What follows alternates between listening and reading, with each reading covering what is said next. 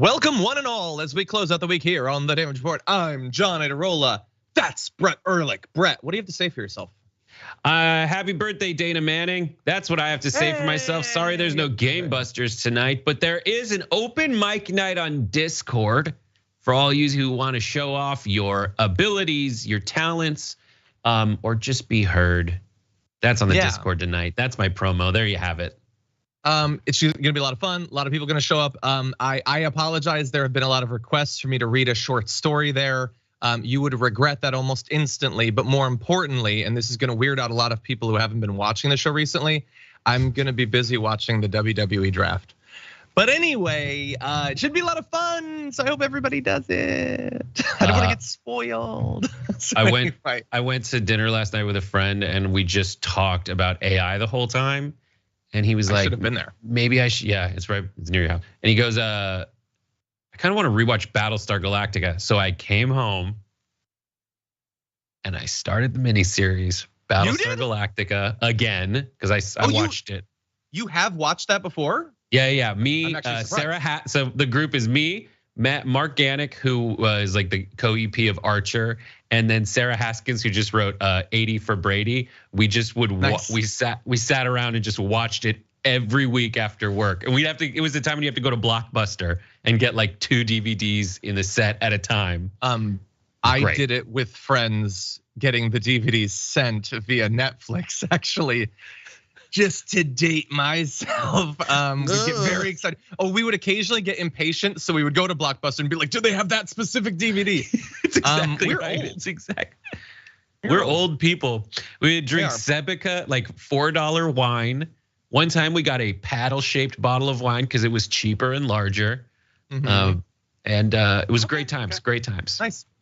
Well, everybody, we are actually gonna be talking about things other than Battlestar Galactica today. In fact, we're gonna be mixing things up. I think we've done this once before. We had a good reason that has since evaporated, but we're gonna be throwing away our garbage people of the week imminently. So if you're on the podcast and you listen to this and you like it, even though this one's gonna be different than ever before, and you'll see why.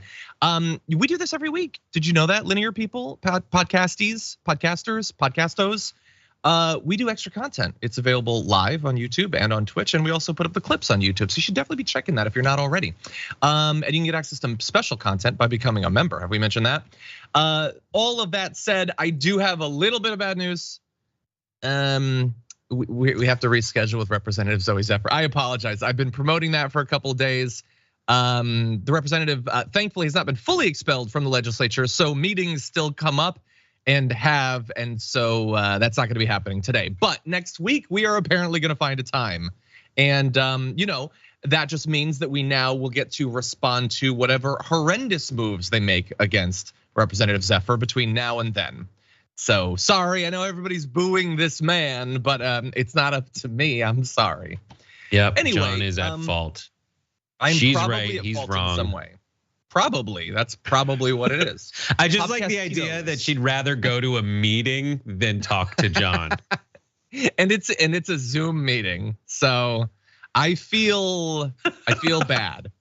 But anyway, we do have a lot of good news to talk about, so you're gonna wanna buckle up for that. And as you're buckling up, spare one finger to type out a message, a tweet, a comment, something, and send it to us, and we'll respond. And you might even get a $100 Blue Apron gift card. So with all that said, Brett, are you ready to do this thing? Let's do it. Okay.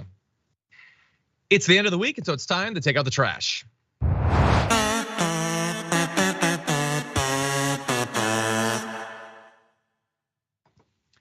Brett Erlich, who is your garbage person of the week?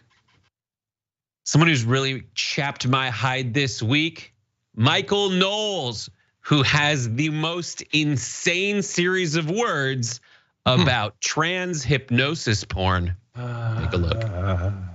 Sweet Baby Kazoo says, I hope the guest is Genevieve. Well, today is your lucky day, Sweet Baby Kazoo. Genevieve can shed some light on this phenomenon that frankly, as I've said on the show, I don't even want to look into, that there is a kind of pornography that is apparently a driver of the transgender identity that is so perverse that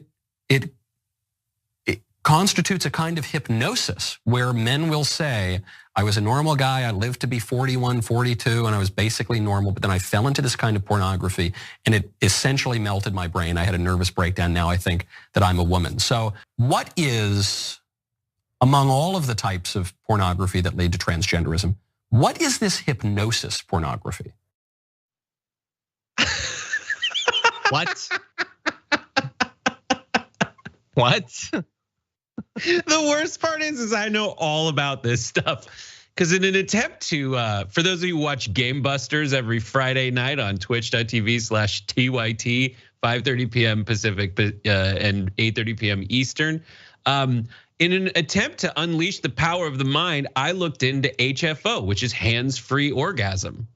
And it's frequently done through hypnosis. So in the process of trying to figure out if this is possible in a very weird, dark corner of the internet, I know what he's talking about. There's this pornography where they hypnotize you and they first off start saying like, you submit, relax, submit. And then there's these ones, if you keep scrolling, that are like, they tell you are a different gender, but you wake up still yourself. And if you're weirded out by it, you just stop listening.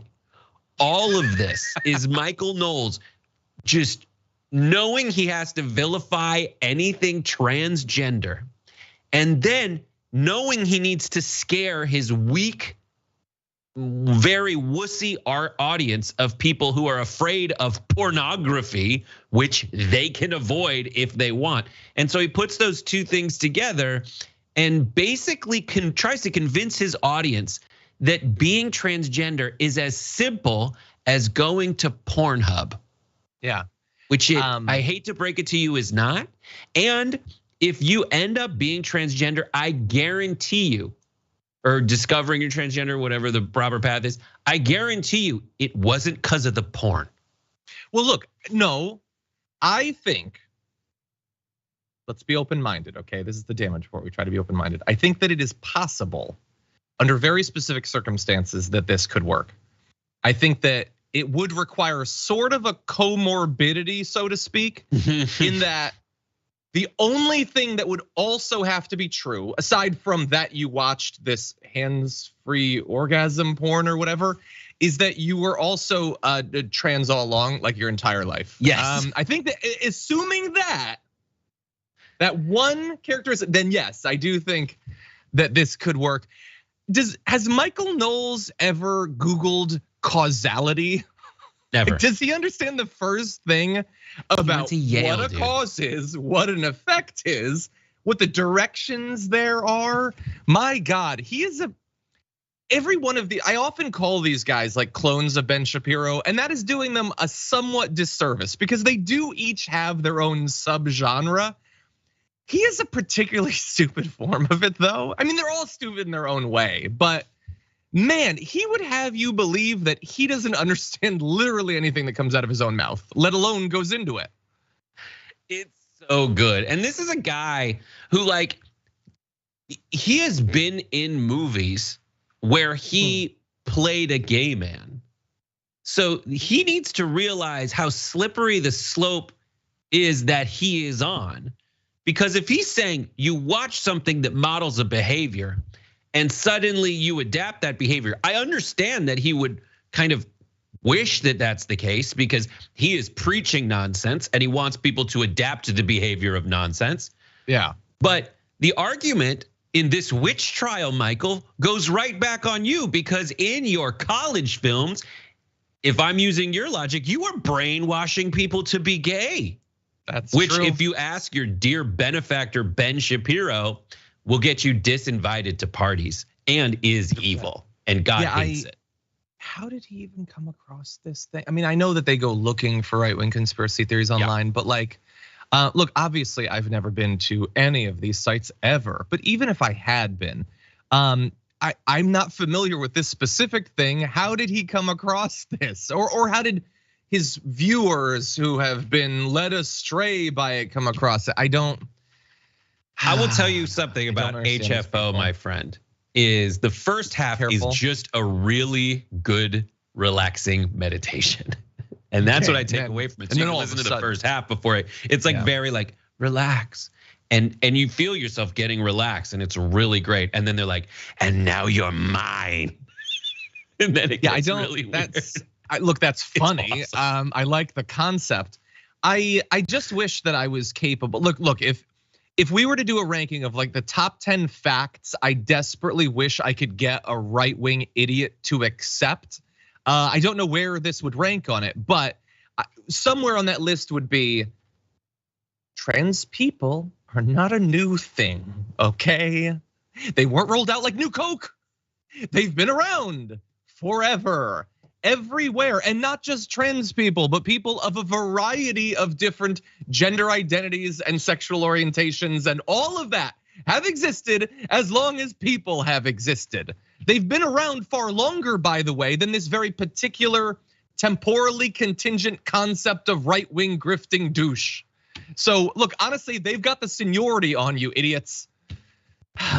And okay, last two things really quick. Hypnosis, even like in non-sexy weird hypnosis, they tell you it only works if you want it to. Yeah, all hypnosis they say is self-hypnosis. So there's that. And even the hypnotist will tell you that. And then secondly, tangentially related to this, and their other gender bending crusades that they're on. You should watch my Rebel HQ video that came out last week where I show that Ronald Reagan actually hosted military drag shows for kids in the 40s. So yes, enjoy. Fascinating. Before we move on to my garbage person, I just want to give people a little bit of behind the scenes of some of my flaws as a person. So you were talking about like for hypnosis to work, you have to like want to be hypnotized. I know that this is probably me being ignorant and stupid. I don't even really buy that. I don't think it's anything at all. We used to have at UConn every year there would be this very popular hypnotist that would come and do sold out massive shows. And I went, and a big part of the show is bringing students on stage to hypnotize them, get them to do crazy things. And like, not like to a totally unbearable degree, but the whole time I was just thinking, they're just doing stuff because they want to do stuff. They're not hypnotized. They're running around and barking like a dog because that's fun to do. So I guess I'm too much of a cynic, I suppose, to have fun. Anyway, with all that said, it's true. It's true that if you get hypnotized and then your hypnotist dies during that hypnosis, you get promoted at work. You're stuck. Yeah, you're stuck, and you date Jennifer Aniston, and you screw up your TPS reports. That's what it was. That was a good movie. Anyway, also by the way, I've noticed you are more likely than I think anyone else to choose Michael Knowles specifically. I feel like he's more on your beat than he is on mine or other people. We're both drama kids who turned into politics, and it's just so hilarious that he abandoned probably all of his friends to be a grifter on the right wing because he couldn't, much like me, hack it as an actor. Okay, with that, let's launch into whatever this is going to be. My garbage person of the week is, and I guess kind of had to be, Steven Crowder. Let's bring it up. He's obviously, I think, rightly being attacked for the video that has now been unleashed of him verbally and emotionally abusing his wife. Here is a shot of the video. So here's the thing. I'm not gonna play the video, although I don't begrudge other people for playing it. And obviously I'm glad that we got access to it because it gave us a much better idea of the nature of at least a few specific instances in that relationship, as well as what he was talking about days ago when he was talking about being extorted or whatever. He was obviously trying to get out in front of this or maybe other videos. That said, I don't want to play the video because I don't know, it just makes me feel sick personally. And like, I know that like some people will click away because we're not playing the video and they clicked on it to see the video, but I don't care. The entire thing makes me feel absolutely disgusted in a variety of ways that I think I can identify, and then others that I can't. I hate every bit of it. I just do. I don't want to show it. I don't even want to talk about it. I don't want to talk about Steven Crowder as a general rule, and I think I almost never do. But obviously it's there, and obviously this is a particularly strong representation of the sort of male garbage that he has been for many years. So I don't know, Brett, take it away. In ignoring this, you're ignoring the like pinnacle of reasons he sucks. Of explain them. Ways to expose reasons that he sucks. Because the question is it all an act when he goes before everyone? The answer for this is not really. I understand that the thing that probably makes everybody feel creepy is that you're just a voyeur. You're kind of looking in on his private life, and there's something wrong about that. And so I totally understand, respect, and admire the fact that you're not going to play it. I'm not above any of that. I think that it's a great opportunity to not play it, but also call out that this guy is 100% undeniably the type that would play this kind of video if it happened to anyone else. And that's true. What am I gonna do? What am I gonna make a joke that's too inappropriate? This is Steven Crowder. He earned every one of these. This is a guy who playfully reenacted Kyle Rittenhouse shooting people for funsies. That's it. And this is a guy who sits there and intentionally makes the least appropriate jokes possible. And this is a guy who's he's like, listen, my life is hard. My wife needs to do wifely duties. When she says that his behavior of not letting her leave the house, which is what he's doing. When she says that is abusive, he literally says, watch it. He says, watch it like she's two. Tells her to do her wifely duties when she is already carrying his child or his children, twins. She's literally barefoot and pregnant. And he's like, you're not doing your wifely duties. So what do you want? No, look, you are only 100% right. I will fact check one thing. I am not playing it because I'm above it. I'm at best to the side of it. It's a personal choice that I'm making. I'm beside myself actually. You could do an entire book breaking down this social interaction of the watch it, which says so much about what he thinks about his specific relationship, and obviously we know is reflective of what he thinks about the hierarchical relationship between men and women. But also clearly, that is not the first time this is happening. Clearly, he is attempting to ward her off from once again bringing up the word abusive. That's the way I read it. This is speculation or whatever. But it seems like she has brought up the abuse she feels she has suffered in the past. And that is why he is so proud to be like, watch it, we're not doing that again. That's my speculation. But anyway, and then of course, look, hold on, because we have to make clear that people understand that what happened right after the video, apparently, according to him, again, I don't want to get into the details, but he follows her into the house and says, I will F you up, but the full word, she's 8 months pregnant. And he's threatening to F her up. If that was the only thing and everything else in that video was awesome, I think people would be right to think that this person is garbage based purely on that fact. But this is just the rotten cherry on top of a I can't swear sundae. The dude has a beautiful pool. He's smoking a cigar on the lanai or his covered patio. And right near his 8 month pregnant wife. Right near his 8 month pregnant wife. And he's complaining that he has it hard. And he wants her to give medication to the dog, which she allegedly doesn't want to do because she says it's toxic to pregnant women. And he's like, put on some gloves and feed medicine to my dog. I understand, and I get it. I'll say, listen, there's a lot of people that have arguments at home, and this doesn't have any violence in it. Good. There's been no allegations of physical abuse or anything like that. And going back to your point about her saying abuse again, I think my conjecture, my speculation is that he doesn't know that you don't need to give a reason for getting divorced in Texas yet. He will later on his shows when she wants to file for divorce, bemoan the fact that you can have freedom in Texas to divorce if you want.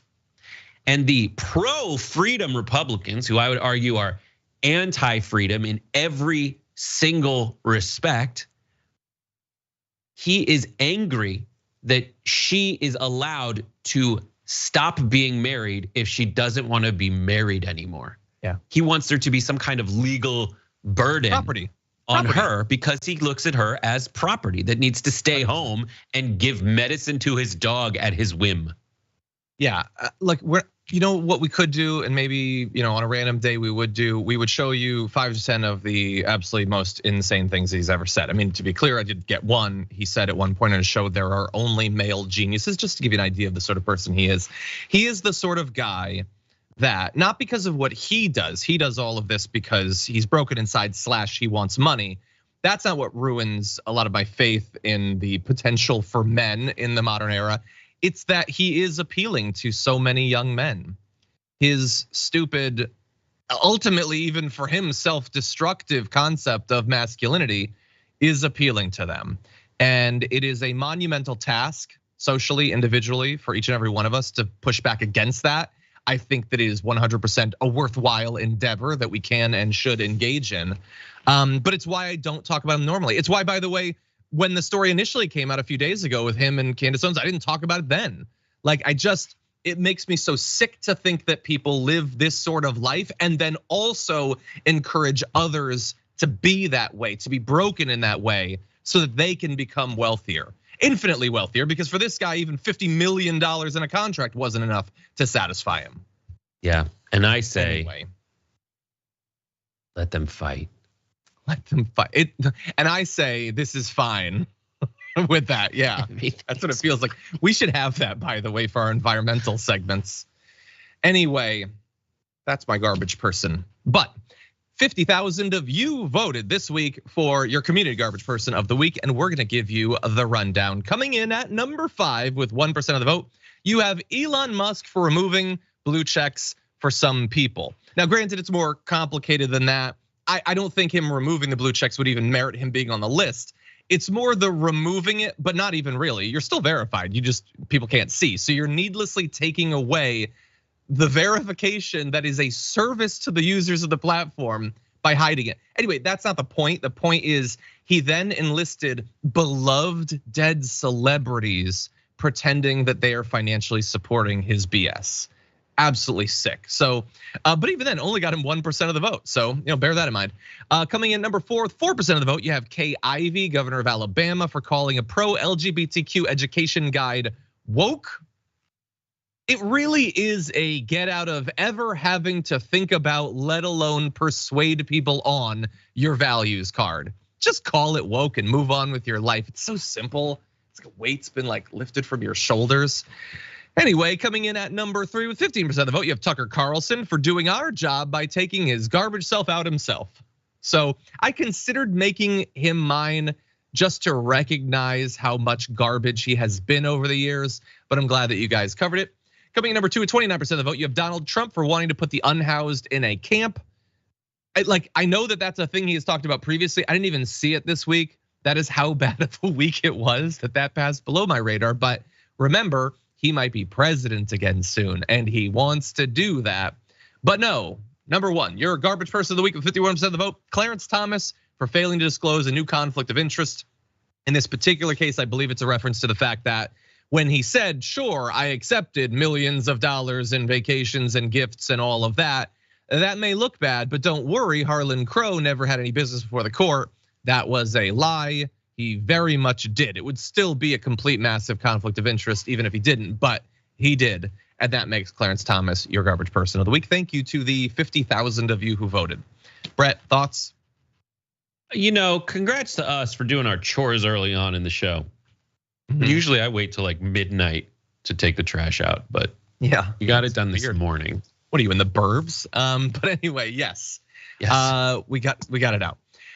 Okay, thank you everybody who voted. Thank you everybody who's already tuning in. If you're just joining us now, we were gonna have an interview, so we had to move the thing, and then the interview fall apart, blah, blah, blah. So anyway, we got a lot more show to come. Hit the like button and join us on the other side of this. Meow.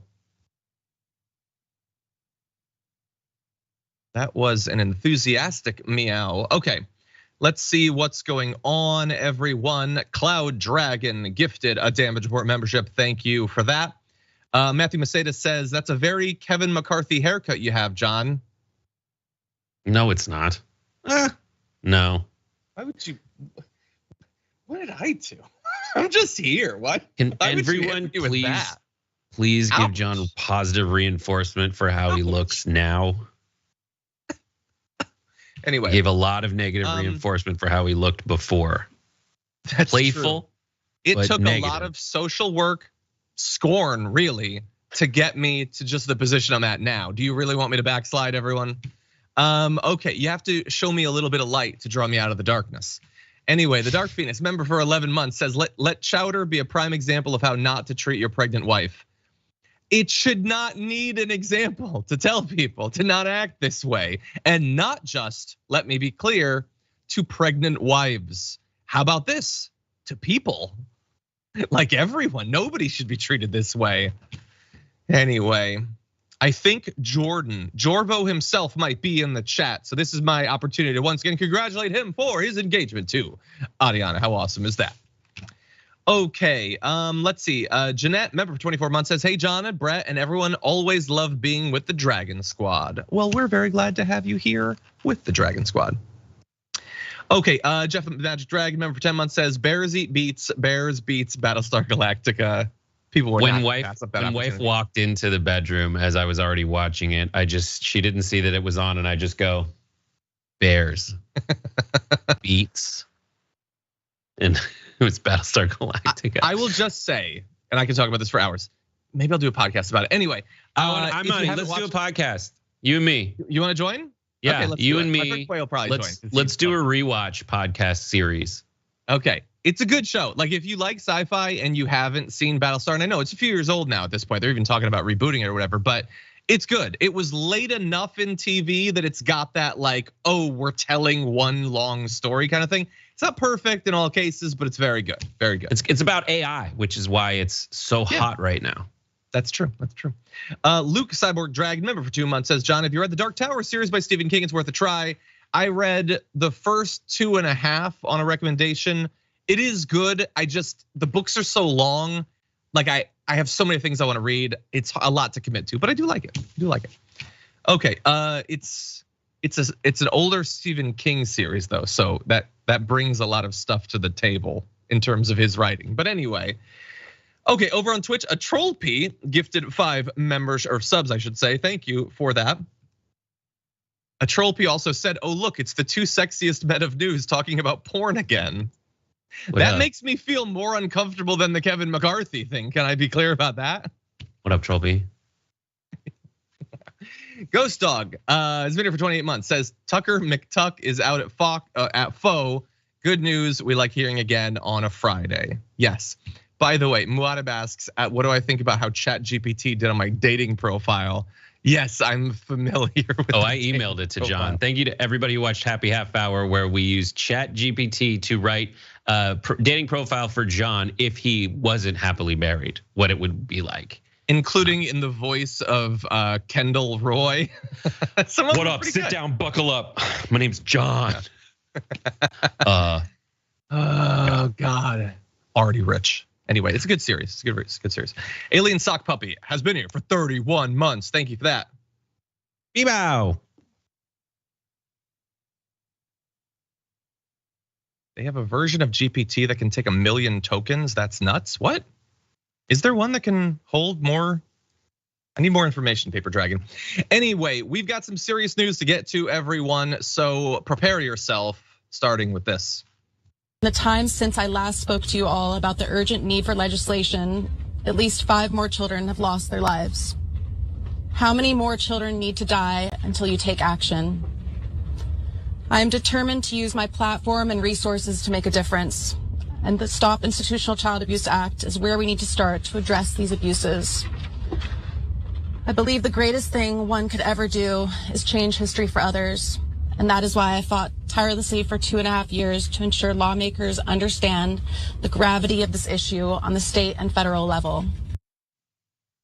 Look, there are sometimes when celebrities, I think, waste the platform they have or engage in politics in a way that is not helpful.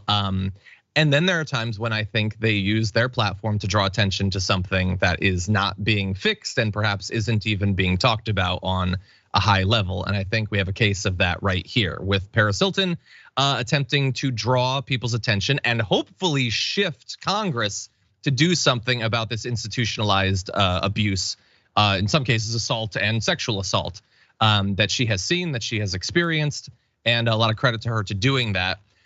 She said on Twitter, after years of advocating to reform the troubled teen industry, I'm back in DC to introduce the Stop Institutional Child Abuse Act. This bill is so personal to me as a survivor, and I'm so proud we've gotten to this huge milestone. Apparently, she has been working on this for 2 years. Here's some details about what they want to do with the act.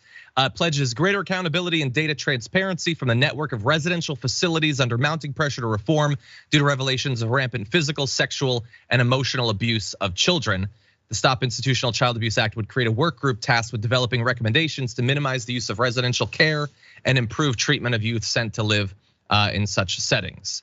And so what you saw there was a little bit from a gathering that did not just involve Paris Hilton or the media, but also nonprofit advocacy groups, as well as a number of people who have experienced the sort of abuse that she's trying to draw attention to. She talked additionally about her own experience, saying that she had firsthand experience with traumatizing solitary confinement, being given sedatives, being like physically thrown around. She said, it's still so difficult for me to speak about all the extremely painful physical, emotional, and even sexual abuse out loud. So this is not the first time that she's tried to draw attention to this, even successfully, including getting legislation passed in Utah. As of right now, progress in terms of Congress on this bill has hit some roadblocks. They're attempting to break through that. And so we're gonna give you more details, but Brett, what do you think?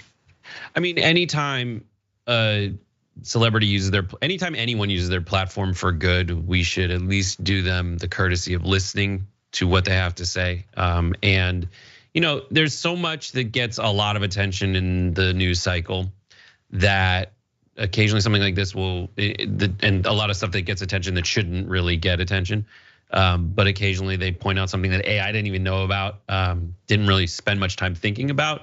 And then when you find out about it, you realize you then kind of run back in your mind what you think about the person who's sending the message. And a lot of it, was definitely unfair of a lot of folks to, to think about Paris Hilton, not knowing what she went through. And you have to respect her even more, looking at the fight that she is waging right now to make sure that those kinds of things that happen to her don't happen to anybody else in the future.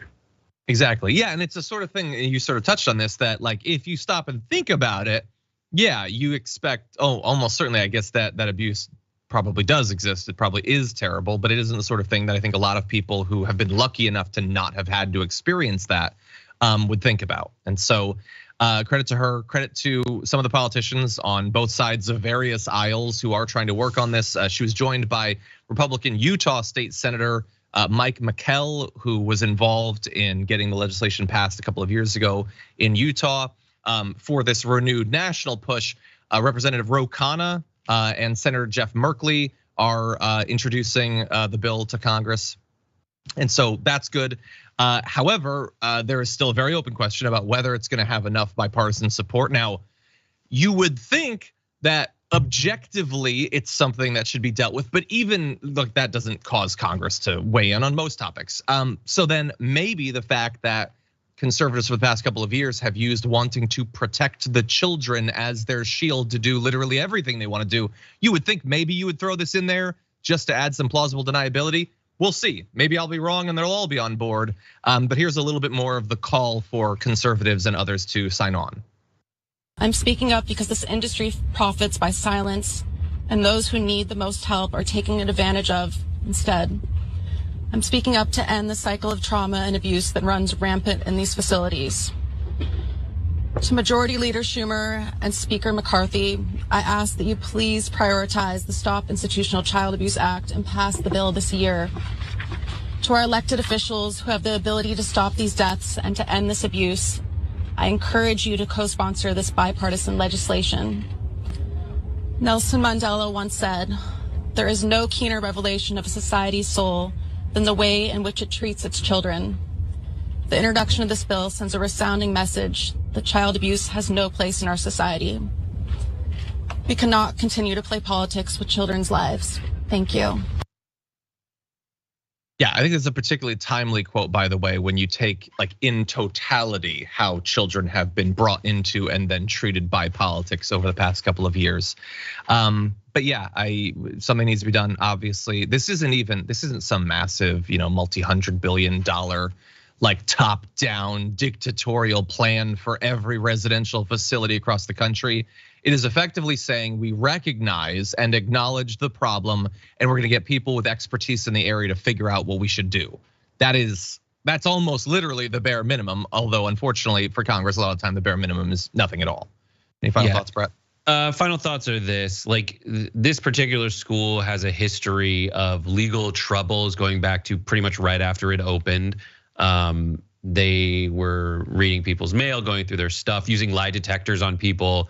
It's a treatment center supposedly for troubled youth, and the youth already have they have been through a lot by the time they get there, and a lot. And what's particularly dastardly is that we want programs like this to work, and we need to be able to trust that they work. And in institutions like this and elderly care centers, far too often they're underfunded, they're understaffed, and sometimes they're recipients of contracts that aren't properly vetted. And so the owners just have no business running a center like this. But due to various incentive structures, such as like just government contracts, and then also just like a for-profit healthcare industry, a lot of times money just gets thrown at people who have connections and not necessarily qualifications in running these kinds of things properly. And it makes you really, for a lot of us, it means we should be paying a lot more attention to the kinds of reforms that we are pitching as a movement, to make sure that those actually work. Because a lot of times there's just these buzzwords that enter into the conversation, like, oh, let's just reform. But what does reform mean? And reform in these situations means better training, vetting these institutions, making sure that we have decent and humane conditions for the people that we should be the most decent and humane to, which is the young people who've been through a lot of terrible things, and our elderly citizens. I agree. And thank you for bringing up that other aspect of it, because we do see that in a lot of these different institutional settings. Okay, with that said, why don't we move on to one more topic as the hour races by. Thankfully, we have some extra time, I guess, in the final half hour of the show that we weren't expecting. So we're gonna see what happens. But anyway, buckle up. Let's jump into this. Ron DeSantis is, according to reports, looking to make some moves when it comes to the presidential race. They say that he is about to jump into it in mid-May or so. Different reports say different times, but everyone seems to think, according to at least 4 different operatives in the Republican Party, that he is going to be jumping in mid-May. One of the sources said that it would be an exploratory committee with the official launch coming soon after. And to that I say, what is the game that we're playing at this point? What are you talking about? We already know that you've been thinking about running for years. You already basically are running. You're giving stump speeches. You're going to swing states. You're attacking Goofy and Donald Duck to try to become more popular. We know that you're running already. So now you're gonna do an announcement to do an exploratory committee, I guess, to see how much additional fire from the Republicans you take as a result of that before finally diving in.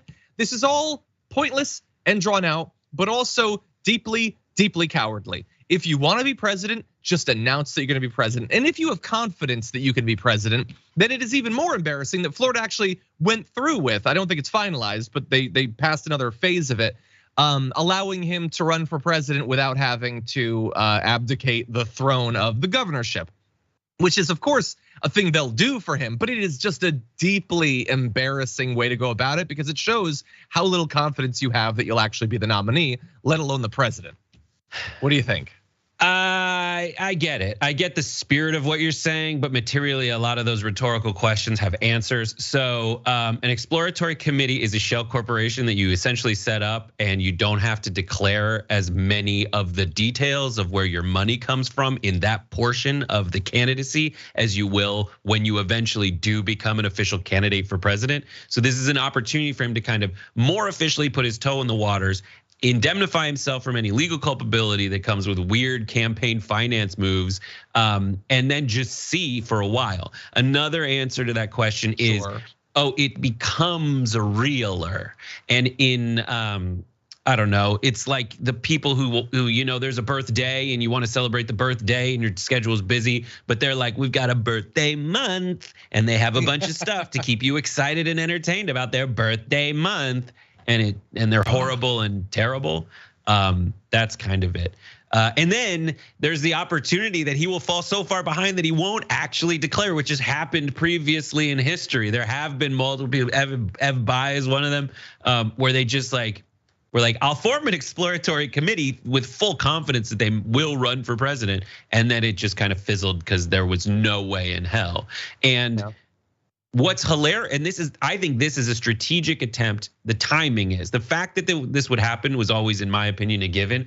But the timing of it happening is, he was doing kind of well for a while before Trump started fighting him. And he hasn't really done anything material to fight back, except for maybe like this wishy-washiness about extradition if they ever like cooperation, if Trump was actually be indicted. But hilariously, this is gonna be an attempt with a potential, like maybe I won't do it for a bunch of other reasons. I'll cite my wife's health or something like that. For him to jump out of the race and see if fighting back even a little bit, even in spirit, works, which I can't imagine it doing, because Trump is just going to pummel him. And Ron DeSantis is such a wiener beanie baby of a man that he just will not stand up to Trump in the actual brass ring. People want him to be so good, so bad, but he's not that good a candidate. Yeah, I think, look, anything can happen. I've been wrong with predictions before. I think we're all aware of that, but it really does seem like we already know enough. Trump, I don't even think, is throwing his full weight against DeSantis, and DeSantis is crumbling under it. I don't think that DeSantis has like a counter punch in him in terms of the Constitution. He's just gonna stare awkwardly at the camera and then try to switch the conversation to being about Mickey Mouse or something. And so it really does feel like he can't even beat a cartoon. Yeah, he can't beat a whistling mouse. So since you are either not gonna run in the end or you're just gonna get whooped, then just like, why are you dragging it out and making yourself look bad? Since you're gonna run screaming into the woods to get away from Donald Trump's vicious assault, just start running now. Like, the longer you drag it out, the more it's clear that you really did want to fight him, but you just couldn't do it. So, I mean, look, maybe there are incentives financially. Maybe he can raise a bunch of money or something and then not have to run, and then it's still around for the next time he runs or for something else. I mean, maybe there are financial reasons to pretend to be running, or maybe he just is so ambitious and or stupid that he's going to do it. Tune in to find out, I guess. By the way, if we could jump briefly to one or two things. Graphic 6, Donald Trump is apparently listening to insiders who are urging him to make DeSantis his VP pick, which maybe DeSantis would be okay with that. I don't think either of them would be okay with that. I don't think that Trump wants someone who is so ambitious one step below him. I think he doesn't even want someone as ambitious as Mike Pence, and Mike Pence still won't criticize the guy after he almost got him killed. And I don't think that DeSantis would want it either. He'd like to be on the national level. He'd like to be in the White House, but I have to imagine not like these. Not like these. What do you think, Brett? I don't know. The conventional wisdom is you never pick someone below you that, especially if you're Trump. I wouldn't think that he would pick someone below him that anyone could see as president, because Trump is so easily triggered. But in terms of listening to people, he does listen to folks.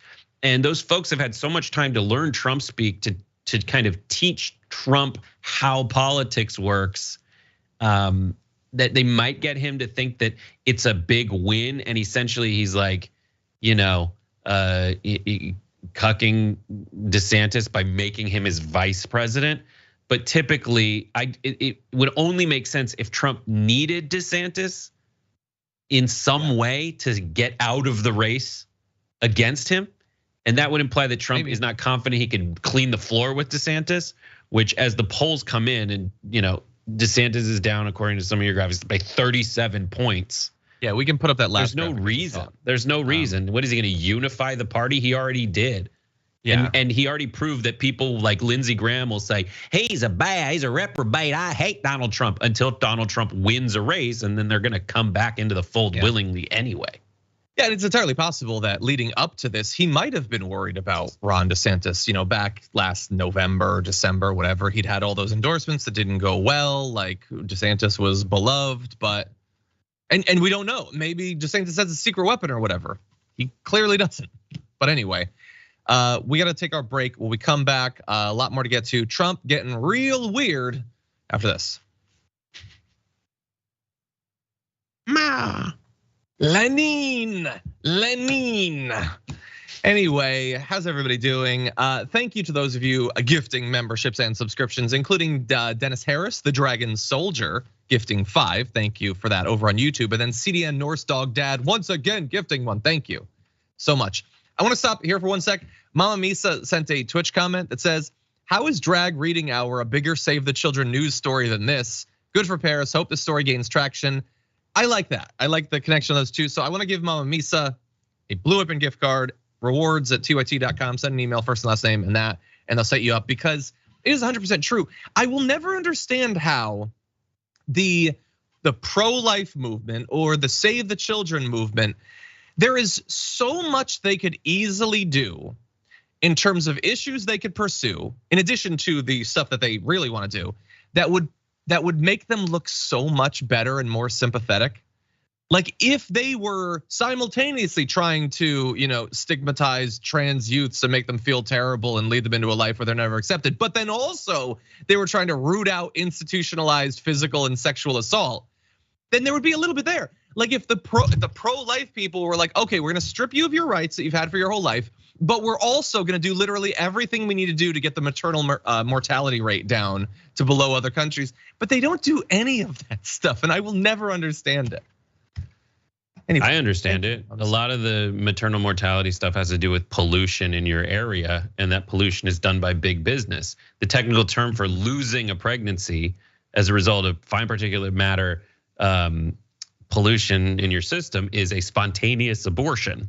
And in order to eradicate that problem, they'd have to put regulations in place against big business for environmental reasons. That's true. They're not gonna do it. Donkey Teeth Bite says and a bunch it's of easy to understand. Racist they don't actually care who dies. Sure, yeah, don't totally. I'm saying they don't have to do that specifically. I'm saying do literally anything where you are actually objectively, indisputably, morally in the right. But they don't. And I understand that they don't do it because they don't care. I'm not saying do this stuff because they genuinely care. They're terrible people, they won't. I'm saying just shallowly, pragmatically do it to make your movement look less reprehensible. Anyway, with that said, Lauren McCrae says in a super chat, your hair looks great, John. Thank you. Take that, Kevin McCarthy comment person. Anyway, I'm not hurt, I'm laughing really. Matt Sella with a very generous super chat, thank you, says she's not on the list, John, but my vote is Marjorie Green as garbage person of the week for saying my ma ain't a real mom. That's nice, 100%. Nice.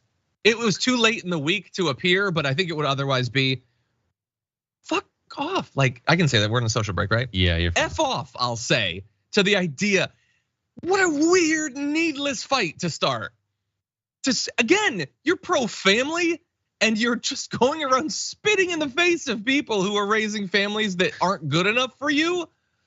How many millions of conservative stepmoms are there? Why pick this fight, you dummy of a person? In like, apologies. You got divorced, idiot. You ruined a family. You opened your family up to the possibility of not having real moms around. Yeah. Yeah, by the way, not only not real moms, but when she inevitably ends up with like a right-wing pundit or a CrossFit guru or whatever, he's not gonna be a real dad, according to her. No matter what he does, no matter how genuine in his affections, no matter how much work he puts in, he'll never be a dad. She is garbage. I really do need to roll out the Garbage People Hall of Fame. We're gonna work on that. Caw. Cody says, ask for permission after doing it. Well done, John.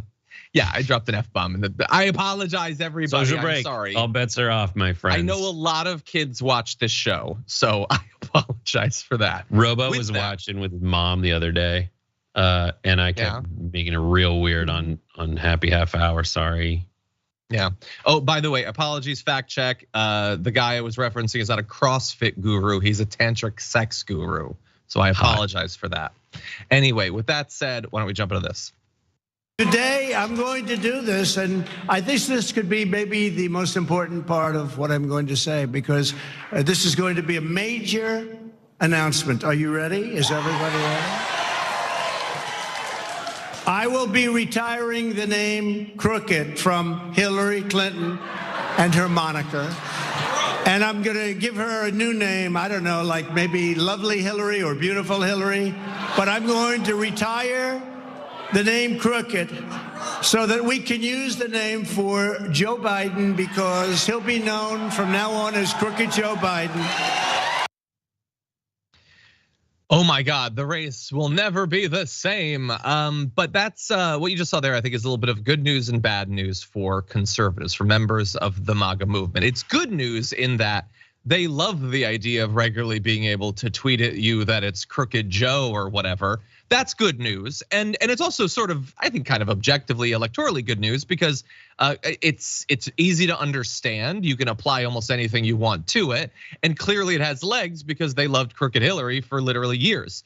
The bad news for the MAGA movement is what you just saw is such a surrender by Donald Trump. He's giving the dude Crooked because, one, he couldn't come up with anything better that was new. And two, Sleepy didn't work last time around. And so none of this would be necessary if he either still had the juice or if his last strategy had remotely worked. It's just a reminder, really. Every time he calls him Crooked Joe, it's a reminder that he's not Sleepy Joe anymore, because Sleepy Joe whooped Donald Trump. What do you think, Brett? I think it's so funny. It's like when someone reveals something they thought you cared about and you didn't. They're like, did you notice? I rotated the mugs in my display case 180 degrees. I don't care, that doesn't affect me. I am actually shocked and kind of impressed by how important you think this is. Sleepy Joe worked, Crooked Hillary worked.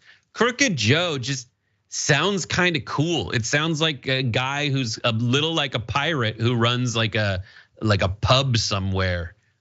In on the bay. Are you going to? Can we meet down at Crooked Joe's Crab Shack later? I would drink and get apps at Crooked Joe's Crab Shack. Absolutely, I could go for that. Look, I have a new nickname for Trump and all the monikers he gives. Moniker Lewinsky. Oh my God. Anyway, look, I think that it's for kind of incurious people who want their arguments to be made for them. It's a good nickname to throw on him, okay? Because it's easy. You can make Crooked Joe about literally anything. On the other hand, it bothers me so much because there is so much to legitimately criticize about Joe Biden, about Hillary Clinton, but the moniker of Crooked never encapsulates that stuff, not the real stuff. It's always the fake stuff, like how they're against fake pedophilia, but not the real pedophiles. Like they'll call him crooked for Hunter Biden's laptop or whatever, or Hillary Clinton is crooked for, I don't know, like having influenza or something and lying about it, but not for the real stuff they do, not the real donations they get, what they deliver for the wealthy and corporations. It's the fake, shallow version of crookedness. So it's a lost opportunity from a leftist point of view. The best, I love Little Marco. Final point. Okay, go for it. But I love Little Marco. I love Lion Ted. Crooked Hillary sounded good, but Crooked Joe's I like Meatball Ron, Puddin Fingers. I like those. Yeah. Stick to I never thought that like low energy Jeb. I mean, it's evocative. But, low energy is mean. I'm trying to get Ted Cruz as a waterbed happening. Ted Cruz is a waterbed. Weird. Anyway, it's gonna get even weirder here, but in an awful sort of way, everyone, so prepare yourself. And this record stood woman's record for years, 19 years or something. And She got over the barbell. They put like a little tiny ounce on one side, ounce on the other. This thing was, if you beat it by an ounce, you have the world record. And she got up there and, should I do it? I'm gonna do it.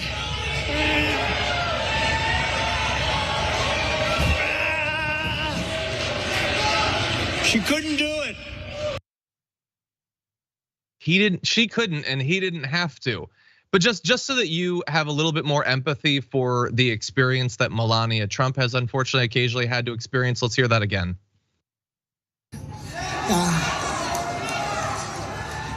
I'm gonna do it.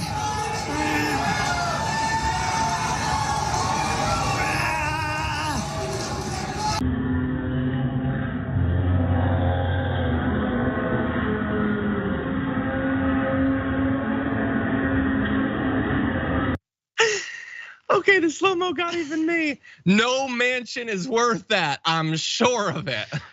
Anyway. I can't deny it. I like the guy. It makes me like the guy. Oh my God, it's the Riley Reid meme. Anyway, I still don't know what is happening. So here is what's happening, and this is what unfortunately takes all of the fun out of this. What he is talking about is, well, what he eventually, for what passes for stream of consciousness is himself into, is he had been talking about transgender women in sports, of course. That's what they talk about, attacking people, transphobia, all of that. Then he starts talking about a cisgender woman trying to set a world record, and that's him demonstrating. Like, again, remember, all of the transgender like sports stuff is supposed to be about their deep and unending respect for women's sports. And he decided, no, I'm going to make fun of this woman trying to set a world record. And by the way, like the idea of him trying to lift literally anything or whatever, and he's mocking competitive athletes at the like Olympic level. Anyway, Brett, that's the context for what it's worth, which isn't much. That's so ridiculous that it can be entertaining. Is that what, you know what I mean? Like, it's not even nefarious anymore because normal people watching that moment don't know the backstory. People that were already lost to the MAGA movement, they're in there. They just want to be happy anyway. They like the guy making weird, silly faces. He's basically becoming Jim Brewer. Just don't do that until you beat DeSantis, and then go do that. Trying to lift weights number again, you weirdo. Yeah, I saw somebody said a similar thing, but I had seen, I think Farron Cousins tweeted that video out earlier, and I was just imagining this is him, like this is how he would try to drink a glass of water with one hand. It's difficult, admittedly. But anyway, just gross stuff. How much time do we have, by the way? 30 seconds. We have 30 seconds. Okay, well, almost perfect timing. Yeah, he attacks EVs as well. This guy's an absolute disaster. We can laugh about it, but by the way, remember, he potentially will be in control of a lot of this in a year and a half. Anyway, with that said, thank you to everybody watching linear platforms, listening on the podcast. We really appreciate your support, but don't you worry. I know that out there's many of you who want more news. We've got that for you, and we'll be delivering it after this. I'm gonna do it.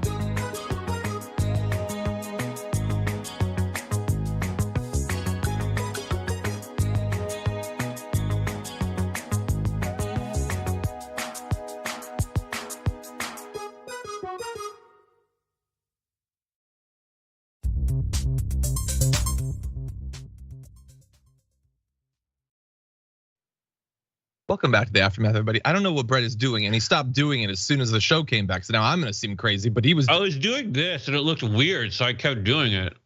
Yeah, it does look weird. It looked like Sloth I don't know from why. The Goonies. Can't figure it out. Chocolate. Anyway. Baby Ruth. Okay. I want to talk to the audience. Hey, you guys. Let's see what's going on out there, and then we're gonna get to some more news, which we have. Okay, Andy Q says, John, I was asked this, so I get to answer. Who would be your first pick in the draft tonight? I'd go Roman. I think it will be Roman. I think it has to be Roman. It wouldn't be my first pick, but that would be where my money is. Nobody knows what I'm talking about. Okay, River Rose gifted 5 memberships over on YouTube. Thank you for that, much appreciated. There was some other gifting. Matt Sella gifted 10 memberships. Thank you to everybody.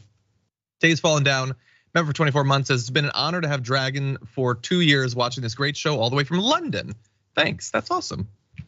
Meredith Putvin, the Relina Dragon says I was watching the original Battlestar Galactica. I don't vouch for that one.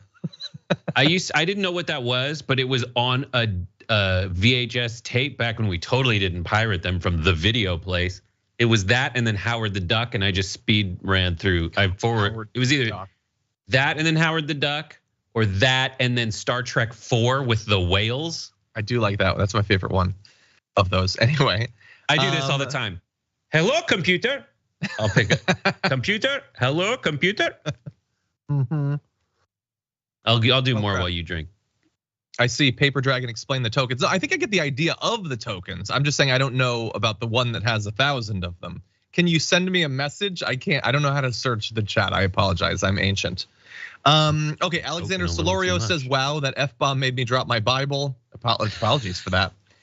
Satan made me do it. Jerry Boy just typed Vladimir Puddin. Oh, I love that one. I don't know where he would use that, but anyway. Because of pudding. No, I get that part. I'm sorry. I didn't get that. Anyway, Muscly Ginger Lover Dragon says, John, it's good you're talking about the Crowder abuse because there are women who get talked to like this and don't realize it's abuse. Thank you. Well, look, I think if anything good comes of this, it's that a lot of people are talking about that and how it's unacceptable. Yeah. Thank you. Isaiah Zenon says in Super Chat, the problem with DeSantis as the VP, Florida would have to go to the Dems. Both candidates are from same state. Interesting. Wait, what? Yeah. We're talking about sort of the electoral consequences of it. There are no electoral. He's gonna win Florida no matter what. You don't know that, but probably. It's not like 3 of them would be running at the same time: Biden, DeSantis, and Trump. Well, Trump has talked about if he wasn't the nominee that he would still run. Oh, if Trump isn't the nominee and he still runs, Biden wins by 8 million%. I think that's maybe what he's talking about trying to avoid that outcome or something. Anyway, Logan Lambert says, I was driving through my town yesterday and found out that Nikki Haley was having a rally at my college. My passenger's response of who sums up her campaign so far. Okay. Yeah. Her? And she's not even the most minor.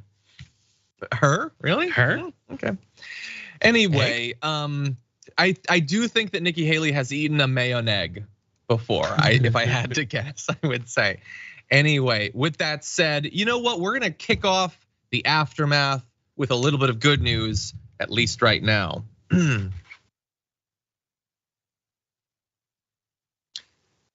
different states attempting to outlaw abortion failed in their efforts to do so, which has sort of been a theme, not always. They are in some states, bans have been passed, even though they're wildly unpopular. But a number have failed, both in terms of the legislation as well as attempts to appeal directly to the population of the state. So let's talk about South Carolina. Let's talk about Nebraska. Both, by the way, dominated by Republicans. The most important probably aspect of this. So a near total abortion ban failed to pass in South Carolina Senate by 22 votes to 21. That's the 3rd time such a measure hasn't passed in a chamber that's led by the Republicans since they destroyed Roe v. Wade last year. In the Nebraska legislature, a bill proposing to ban abortions at 6 weeks fell 1 vote short of the required 33 votes to break a filibuster. So they were still close, obviously, but credit to the people who helped stop this from happening. In South Carolina, you had 5 Senate women who filibustered the bill as long as they could. State Senator Perry Gustafsson said she was pro-life, but said there was, quote, no room for empathy, reality, or graciousness in the bill. So we're not just talking about like, the fact that, oh, thank God the legislature was filled up with people who believe that abortion should be right. There are people who, under certain circumstances, might be willing to strip it away. But even they thought that this was going too far. Senator Sandy Sen compared the measure that they were trying to pass to The Handmaid's Tale. Again, these are Republicans. As she said, abortion laws, quote, have always been, each and every one of them, about control, plain and simple. And in the Senate, the males have all of the control. So look, the bill has to be pretty bad for a Republican woman to be the one to make that comparison, which we've heard many times, but generally not from Republicans over the last couple of years. And then to point out that this is like a patriarchal, attempt to usurp control by Republican men. So thankfully they did fail. We'll give you details on the other one, but Brett, what do you think? This proves that even Nebraska Republicans and South Carolina Republicans think Ted Cruz is insane. Recently, Ted Cruz is trying out the old talking point that the Republicans should stake everything on making abortion illegal, basically, by this weird logic that says the Democrats are out of step with the vast majority of American people. He lies and says that the Democrats want to birth babies and then abort them. But the takeaway from that is Ted Cruz thinks that fighting against the right to choose is a big winner still for the Republicans. And the folks on the ground in various states that don't have a senator that's been there for a billion years, the state legislatures, even in states that you think this would be a slam dunk for, by the way Ted Cruz is talking, are like, nobody, you are insane. Yeah. We still have to win elections, and we know we can't do that. Nebraska and South Carolina are added to the list that already includes Kansas, where when you ask kind of normal people, they say, no, there's no way. And that is spreading to the state legislatures, which are now having states as red as Nebraska and South Carolina go like, bro, yeah, I'm not gonna touch that with a 10-foot coat hanger. Yeah, geez. And I don't know if maybe in some of these instances where, again, these were both incredibly close votes, some of those individuals think that either I genuinely need to do this because the bill is too extreme. That would be cool, but I don't often take at face value what these politicians say, or that this could hurt me individually politically, or I need to help bring my party back from the brink. I would love to do this. I would love to give this to our primary base or whatever, but this is obviously hurting us. We know that it did in the midterm. So I don't know which it is, but let's see. We have an abstention in Nebraska. That was thankfully what did it in. State Senator Merv Reep, who co-signed the measure due to concerns that women may not know they're pregnant at 6 weeks. He introduced an amendment to ban at 12, but that was rejected. And after his amendment was rejected, he took to the mic to warn his conservative colleagues that they should heed signs that abortion will galvanize women to vote them out of office. So he was just like, hey, can we do 12? Like, again, I never try to overestimate how long people have been following politics. There are probably plenty of you who've only been watching for a day or a month or a year. A 12-week abortion ban would have been the fringiest of the fringe 3 years ago. Like that would have been crazy town, a 12-week. And now that's too extremely accommodating for the right wing. They've chosen 6 weeks, not because they're not aware of what the state senator pointed out, that you might not even know that you're pregnant. That's why they chose it. They wanted to effectively outlaw it. Well, not like technically outlawing it, but that's what they wanted to do. And so, credit to the Republicans of these two different states that didn't go along with it. Now, that does not mean rest on your laurels. It does not mean that they're not going to succeed the next time, or that they won't move it to 9 weeks or whatever and get it. These things are never done until they're done, but good, at least a little bit of good news today. Any other thoughts, Brett? Also, the Republicans are against God because God ends most pregnancies. And the Bible has God, abortion in it. They hate freedom, and they hate women. 100%. So good luck. And it proves that they know that democracy ain't it. They know that when you ask people based on this, they're like, oh my God, no, this is a dumb law that you're trying to pass. Yeah. And so they have to, lock themselves up in state legislature rooms to try to scrounge together a filibuster-proof majority to push this over the line. And it's harder and harder to find. What we can't let them do is kind of negotiate their way into convincing people that 12 weeks is reasonable. That's nowhere near enough time to know that you're really like that far down pregnant. And remind folks that most people want Roe versus Wade back. And Roe versus Wade did essentially create an abortion ban after a certain point. So they should be happy, but they weren't. They know that they knew that the electoral politics of scrounging together a big enough umbrella to beat the Democrats had to involve like getting religious people behind them, even though they don't really care about those folks. Yeah, you're right that people want that. Now, in the short term, what people want seems largely irrelevant from day to day. But let's also bear in mind, I mean, we have to deal with the fights of today, but the longer term fight is to get a version of Roe v. Wade again. And by the way, but that would be going against the precedent of Dobbs or whatever. Yeah, but the Dobbs went against the precedent of Roe v. Wade. So this is the brave new world that we're in. It's all about power. That's what the Republicans want. Thankfully, though, when we exercise our power, that's actually what the people also want, which is a nice little benefit to have. Okay, with that said, we are going to jump to a few of your comments, and then we're going to move to another topic in one sec. First, okay, wait a second. Messiah Zenon is saying this, and I don't know if this is a blinder that I have in terms of the Constitution or the law, or I'm being trolled in an elaborate fashion. To elaborate, the Electoral Congress rules says that if two people are on a ticket from the same state for prez, they cannot win that state.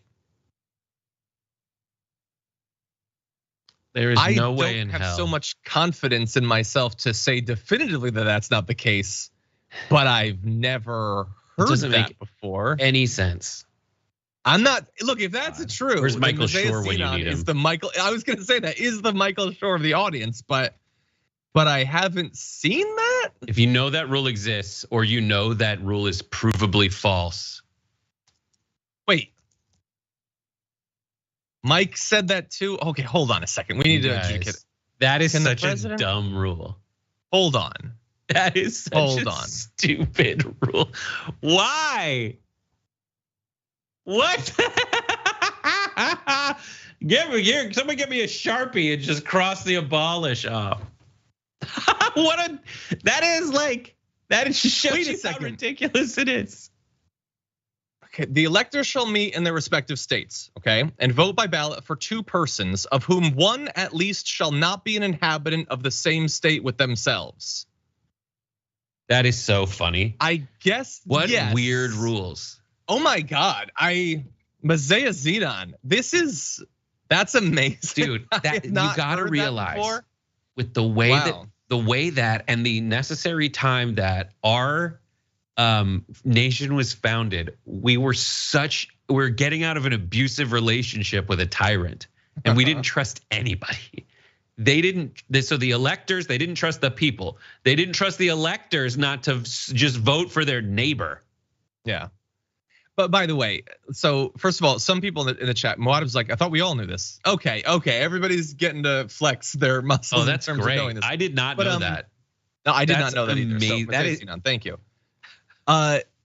Here's how this gets adjudicated. By the way, first of all, they would probably just ignore it. Why not? The Supreme Court will be like it's outdated because it's convenient to them. But more importantly, Trump will say that he's from New York, or he'll move. Oh my God! He'll move like a week before or whatever. Stupid. But that is interesting. I don't think that's why he won't have him as his VP. But thank you, Messiah Zenon. I appreciate that. Okay, we are running really short on time. Do I want to do this? I guess. Let's jump into the block. It is important to treat people with dignity and respect when you are when you are talking about these issues. And part of that is using the correct pronouns, because it immediately, yes, it is. No. It doesn't. it doesn't hurt you at all to call Leah Thomas. It does. It makes me a liar. It makes me a liar. Don't compel my language. Do not. Well, you have no right to compel me to say anything. But that's the beauty of this world. Yeah, she's not trying to compel you to say anything. She's trying to appeal to you, which is a waste of time. She's acting as if he is a reasonable person who can be appealed to see that your position is insane. She's not twisting your arm. She's not going to shoot you if you don't say it. She's trying to get you to realize that your bizarre opposition to it doesn't make any sense. It's self-destructive. It's generally destructive too, but also self-destructive. And I love the people at the table who are like, no, I won't do it because then I'd be a liar. And that's a change that I, a host of the 5, cannot bear to make to my life and brand. Anyway, that's Jessica Tarlov, who is just trying to get them to, in a very minor way, see reason and treat people with the sort of base level empathy and respect that you would think you would not need to train a person to do. But if you were going to, you would think that you would not need to train people, every one of which believes that they have been brought up to love and respect a book that is the divine guidance to how we should all treat each other and love and peace and all of that. No, I'm not saying the word you want me to say because I won't be a liar. Okay, I don't think that the Bible stuck. What do you think, Brett? By Greg Gutfeld's logic, I will call him Booger Nipples every time I see him, and I'm the good guy. That's what he wants. He wants to be wantonly mean, like crappy. That's what this is about. This is about him being crappy, knowingly wanting to be crappy, and still wanting to be considered a nice person. And he's not.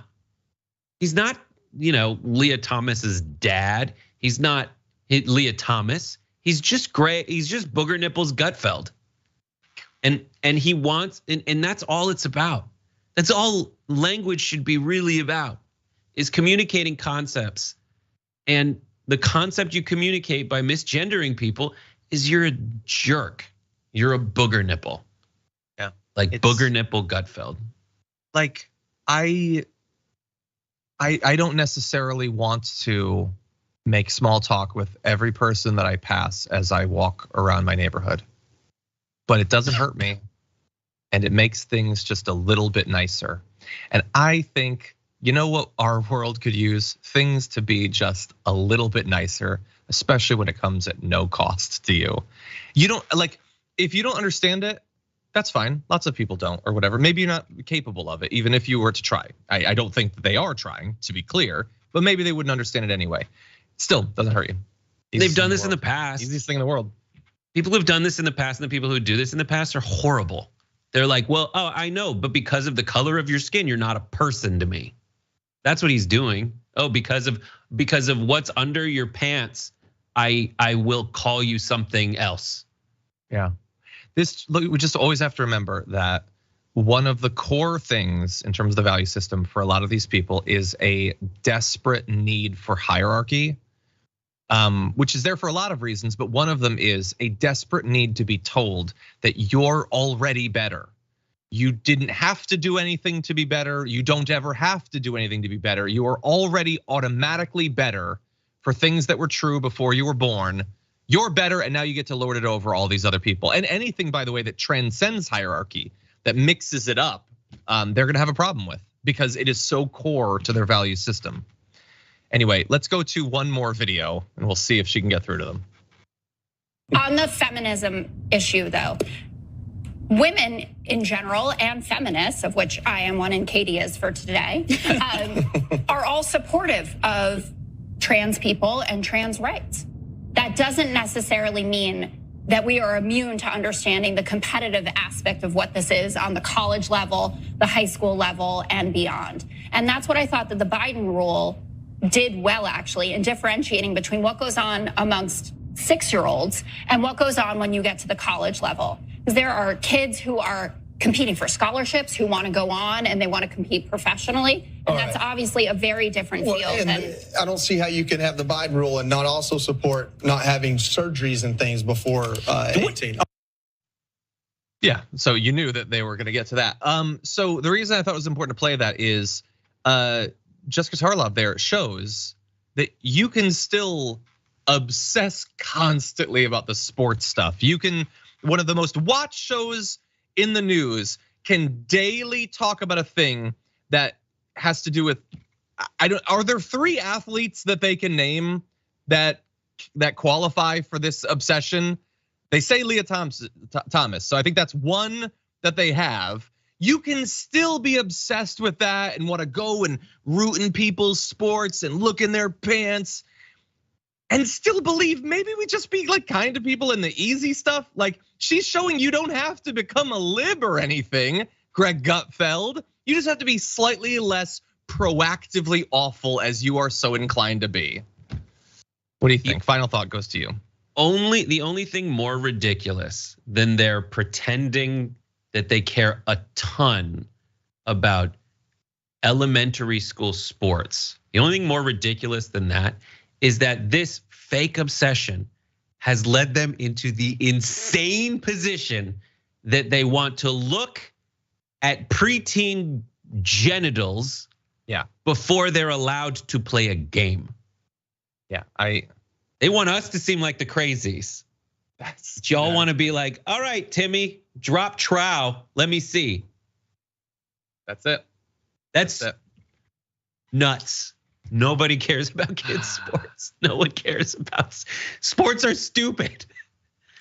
I mean, I like some of them. I like sports. And anyone who says that, like it's just fascinating to talk about. I think is the other part of it. It's just fascinating to talk about. Yeah, we should talk about it, but earnestly, not for political. You know what I would like? You know what I would like? I would like that whenever one of these right wingers talks about this and appeals to their supposed love of women's sports, there should be a counter that shows how many days it's been since they watched one. I would just love to see that. Anyway, I want to end with one more thing. I should have thought of this at the time. I don't even know if I'm technically supposed to do this, but Mazaya Zenon for correcting us and teaching us about the Constitution. If you have not already gotten a Blue Apron gift card. Blue Apron gift card to you, rewards at tyt.com for your comment. First, last name, Mazaya Zenon, and you'll get set up. Thank you for that. Okay, with that said, thank you everyone for joining us both today and throughout the week. Apologies for us not being able to link up today with Representative Zooey Zephyr. We're gonna try to make that happen next week. We got a lot to look forward to on the network throughout today, including Indisputable, which will be up next. I'm also going to be leading the first hour of the Young Turks later on today, in which I'm going to be joined by David Dole, Wozni Lambre. Should be a lot of fun. Brett, thank you for being here. You're the best. Everyone, stay tuned for Brett's musical stylings, which will be coming out soon. An awesome new song. And with that, what were you gonna say? Happy birthday, Dana! Open mic night on the Discord. The command is OMic, and it'll give you all the details in the Twitch chat. Thank you. For now, though, stay safe out there. Stay sane out there. I'll see you soon.